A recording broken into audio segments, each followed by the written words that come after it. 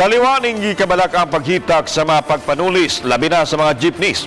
Ang kapulisan sa Dakbayan sa Mandawi mulusad sa Cops on Board upang pasakay mismo sa pampublikong sakyanan.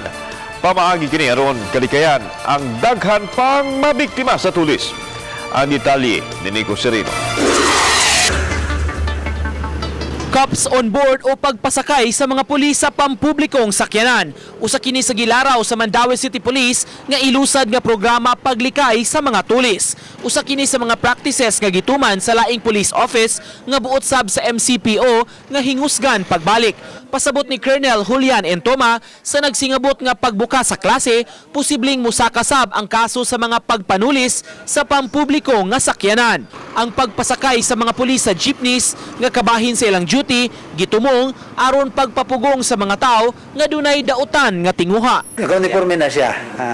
They will pay the usual rate kung musakay sila, 8 pesos. At least yung deterrence lang yan siya. Kung ikaw tulisan ka, nisakay ka ng jeep, magalangan na ka. Sa either manaog ka, or ang pulisan makasaysap sad nga, uy, kining jeep, mura manog, dunay ka. Kagahapon, may tulo ka mga suspitsyadong tulisan nga nadakpan ng MCPO.